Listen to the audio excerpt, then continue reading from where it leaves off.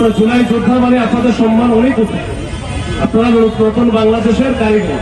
আপনারা যদি উল্টাপাল্টা কিছু করেন সেক্ষেত্রে শুধু আপনাদের সম্মানটা তো যাবে, এর সাথে আপনাদের পক্ষে যত শক্তি আছে সবারই কিন্তু সম্মান নষ্ট হবে।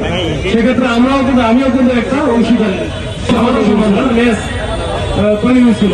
এই অবস্থা কিন্তু আজকে না, আজকে অনেক সুশৃঙ্খল একটা অবস্থা ছিল এবং আমাদের সিনিয়র স্যার থেকে শুরু করে সবাই কিন্তু আপনাদের প্রশংসা করেছে যে আপনারা কোনো দুর্ভোগ করেন নাই, আপনারা রাস্তাঘাটে নামেন নাই।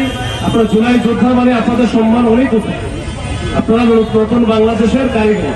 আপনারা যদি উল্টাপাল্টা কিছু করেন সেক্ষেত্রে শুধু আপনাদের সম্মানটা তো যাবে, এর সাথে আপনাদের পক্ষে যত শক্তি আছে সবারই কিন্তু সম্মান নষ্ট হবে। সেক্ষেত্রে আমিও কিন্তু একটা অংশীদারি, আমারও সম্মান যাবে।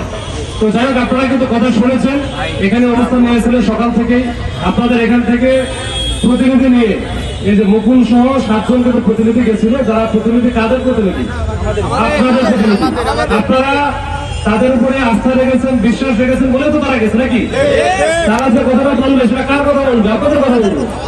আপনাদের ভালোর জন্য কথা বলে আসছে এবং তারা যেটা যতটুকু আমি জেনেছি ওইখানে আমাদের প্রতিনিধি ছিল, তারাও বলেছে যে একেবারে স্বাস্থ্য উপদেষ্টা থেকে শুরু করে মাননীয় স্বাস্থ্য উপদেষ্টা, মাননীয় সরকারি স্পেশাল হেলথ অ্যাসিস্ট্যান্ট যে আছে উনি ছিলেন, সাইদুল স্যার, তারপরে সচিব স্যার ছিলেন, মানে একেবারে টপ লেভেলে যারা আছে সবাই কিন্তু ওখানে ছিল। এবং ওখানে তোমাদের সর্বোচ্চ গুরুত্ব দিয়ে এখানে 7 জন যে প্রতিনিধি গেছিল তাদের সাথে 1.5 ঘন্টার উপরে মিটিং করেছে এবং মিটিং করে তাদের অনেক প্রশ্নের জবাব তারা দিয়েছে এবং সবকিছু মিলে মানে আমি জোর করে বললে তো আসলে কোনো যুক্তি ছাড়া যদি কোনো কথা বলি সেটা তো আসলে লাভ হবে না। আমি যদি বলি আমাকে এখনই দিতে হবে, এটাকে আসলে সম্ভব। এটার জন্য অনেক এখানে আমি যতটুকু বুঝছি যে এখানে 2 ধরনের কাজ আছে।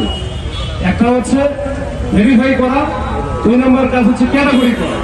এই ভেরিফাই এবং ক্যাটাগরি এই দুটো কিন্তু 2 ধরনের কাজ এবং 2 ধরনের কাজের জন্য সময় লাগে।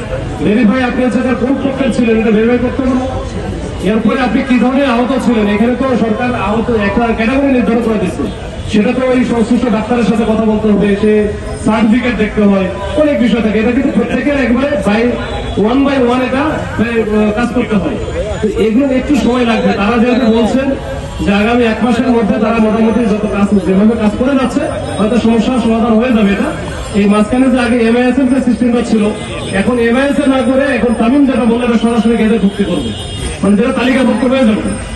এরপরে আমার মনে হয় না আপনারা এই যে যারা আছেন 2 একজন হয়তো বা মনে করতেছেন যে আপনাদের এটা হয়তো বা সরকারের পক্ষ থেকে বা যারা প্রতিনিধি হিসেবে বসছিল তারা আপনাদের সাথে হয়তো বিশ্বাসঘাতকতা করতে পারে, আসলে এরকম না। আমি দায়িত্বশীল পদ থেকে, দায়িত্বশীল জায়গা থেকে বলতেছি যে এরকম এটা একেবারে ওরা যেটা বলতেছে সেটা একেবারে অথেন্টিক এবং এইরকম আলোচনা হয়েছে এবং খুবই এটা নিয়ে কোন রকম কোনো সন্দেহ অবকাশ নাই।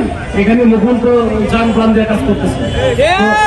আমার মনে হয় আপনারা এই যে এখানে আসছেন, কষ্ট করছেন, এই আপনাদের এটা